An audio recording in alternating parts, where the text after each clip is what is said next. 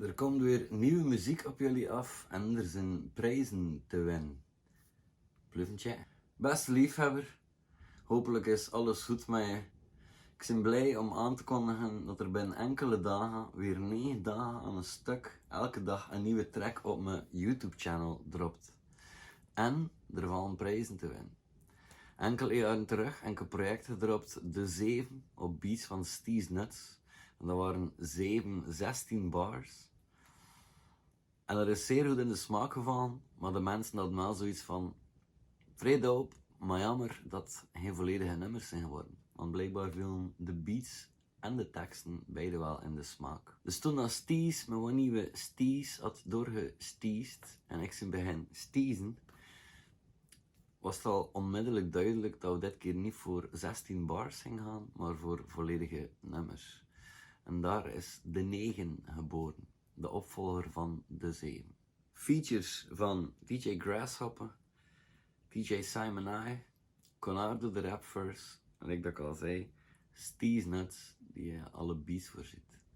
Mastering, like altijd trouwens, door Tread, a.k.a. Yours Truly. Wat moet je nu doen voor een prijzenpakket in de wacht te slepen? De eerste 3 comments op elke video, dus 9 video's, 27 comments, die komt terecht in een potje. En dan ga ik van die 27 comments er 3 loten en die 3 winnen elk een prijzenpakket. De eerste wint de 9 op vinyl, want er komt de vinyl versie van. De tweede die wint C-kant op vinyl en de derde die wint Eeuwige Student op vinyl. Als je zoiets zegt van, ik ben meestal te traag voor zulke dingen, ik ga nooit bij die eerste 3 zitten. Dat is geen probleem, want we hebben er een oplossing voor. Van alle comments, het is niet enkel de snelste, maar alle comments verspreid over de 9 video's, wordt er 1 willekeurig uitgekozen en die gaan lopen met de hoofdprijs. De 9 op vinyl, C-kant op vinyl en Eeuwige Student op vinyl. Dus dat is al een keer de moeite om te checken. Ik hoop vooral dat jullie zullen genieten weer van de nieuwe muziek die komt. Dus merci voor alle support doorheen het jaar. Zeer blij voor weer wat nieuwe muziek met jullie te kunnen delen.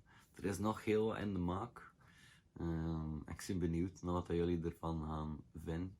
Succes! May the best man or woman win. En we zijn één.